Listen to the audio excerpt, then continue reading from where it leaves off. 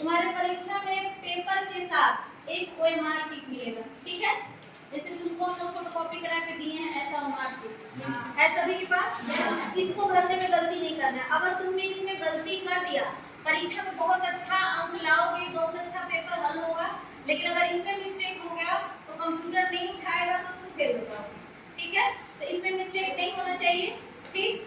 हमारे पास एकदम ऐसा पेज होगा जो हमारा OMR शीट होगा, बिल्कुल इसी तरीके से होगा हूबहू, जिसमें लिखा है राष्ट्रीय आय एवं योग्यता आधारित छात्रवृत्ति परीक्षा 2026।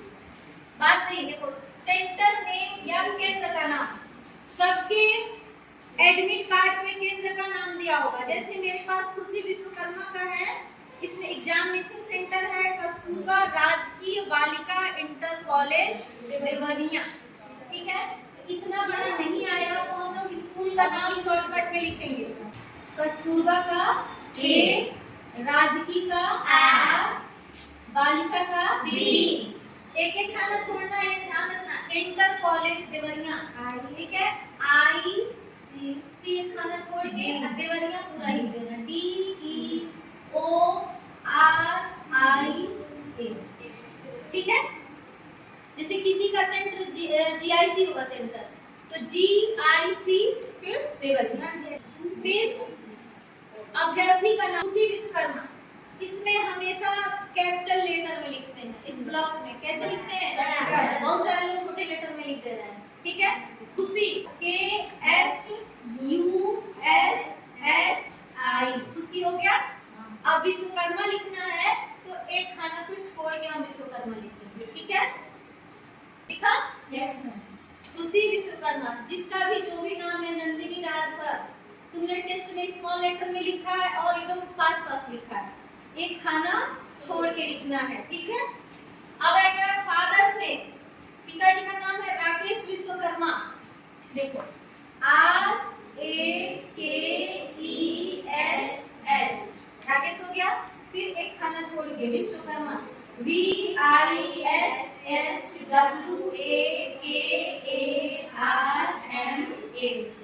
विश्वकर्मा, क्लियर। उसके बाद से देखो फिर एक नंबर पे आएगा नीचे, एक नंबर पे आएगा तुम्हारा रोल नंबर। क्या आएगा? Roll number. तो तुम्हारा अपने इसमें ढूंढोगे रोल नंबर, एकदम शुरुआत में दिया है, ठीक है। 5402320। तो तुमको पहले यहाँ पे नंबर भर लेना है। यहाँ पे क्या लिखोगे? 540232 हो गया।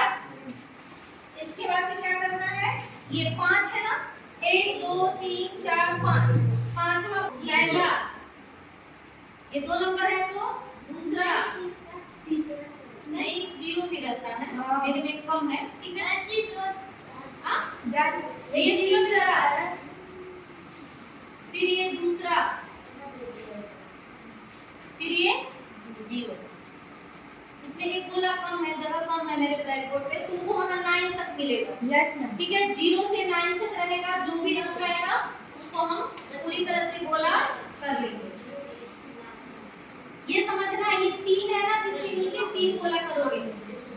अब पहला गोला 0 होता है, उसका ध्यान देना, 0 को एक मत गिनना, उसमें लिखा भी रहेगा, ठीक। उसके बाद से एक नंबर हो गया रोल नंबर या अंकक्रमांक। दूसरे नंबर पे आता है सेक्स या लिंग, तुम क्या हो, लड़का हो या लड़की हो, ठीक है। तो जो लड़कियां रहेंगी, मेरे पास लड़की का है, तो हम यहाँ दूसरे नंबर पे लड़की है, इसको हम गोला कर देंगे। क्या करेंगे? गोला। काले बॉल पेन से गोला करना है और यहाँ पे 2 लिख देना, ठीक। फिर तीसरा नंबर आ गया एरिया या क्षेत्र, तुम कहाँ की रहने वाली हो, शहर की या गाँव?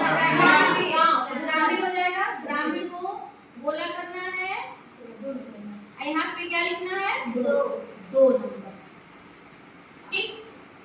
1 2 3 भर गया। ऐसे नंबर से ढूंढोगे तो कुछ छूटेगा नहीं। चौथे नंबर पे आओगे कास्ट। कास्ट, तुम किस कास्ट के हो, उससे पहले ध्यान देना कि तुम्हारा फॉर्म जो है किस कैटेगरी में भरा गया।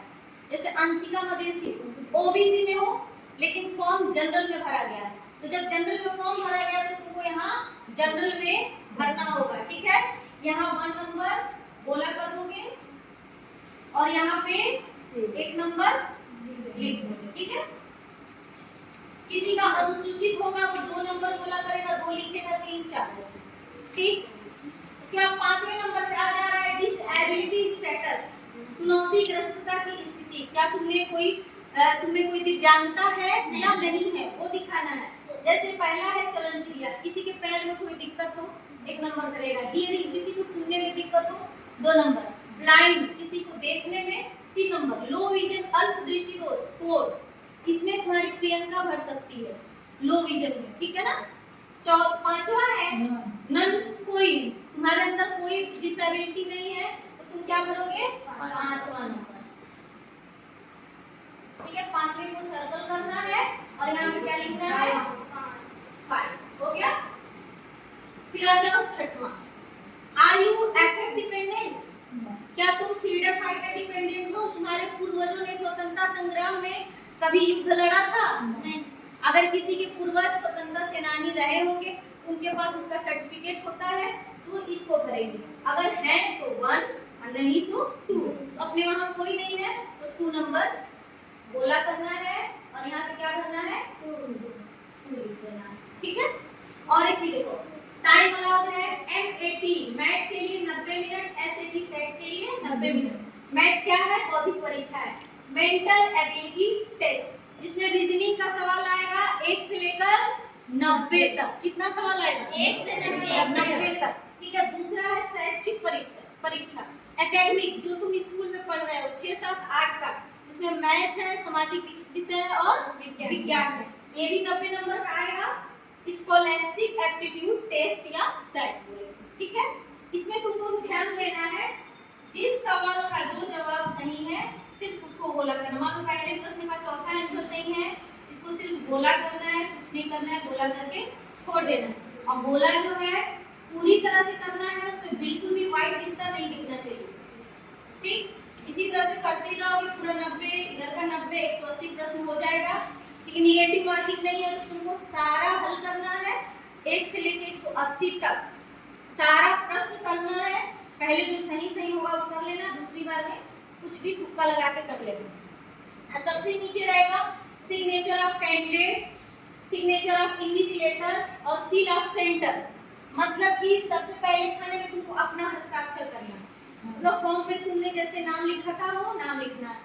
बीच में जो तुम्हारे कक्ष निरीक्षक होंगे, जो तुम्हारे कक्षा में घूम रहे होंगे, तुमको देख रहे होंगे, उनका सिग्नेचर रहेगा। अगर गलती से छूट जाए तो बोल के तुम सिग्नेचर करवा लोगे, ठीक है। और चौथे में क्या है सील ऑफ सेंटर, सेंटर का मुहर लगेगा। तो तुम्हारी भी जिम्मेदारी है कि तुम अपने इस आंसर पत्र को खुद देखना कि सब चीजें हुई है कि नहीं, कुछ छूटा है तो नहीं। बहुत सारे लोग ऐसे होते हैं जो 180 में 120-30 प्रश्न एकदम सही कर देंगे, लेकिन अगर इसमें से कुछ भी मिस्टेक हो जाता है, कुछ छूट जाता है, उनकी कॉपी रिजेक्ट हो जाती है, ठीक है। क्योंकि कंप्यूटराइज्ड है, इंसान चेक करता है, सोचता है चलो बच्चे ने मेहनत किया है, सब सही है, इसको भी इग्नोर करो, गलती हो जाती है। लेकिन कंप्यूटर ऐसा नहीं सोचेगा, कंप्यूटर एस नो, ठीक है, वो फाइनल देगा। समझ में आ गया? अब सभी लोग अपने एडमिट कार्ड को देख के अपना अपना OMR शीट फिल कर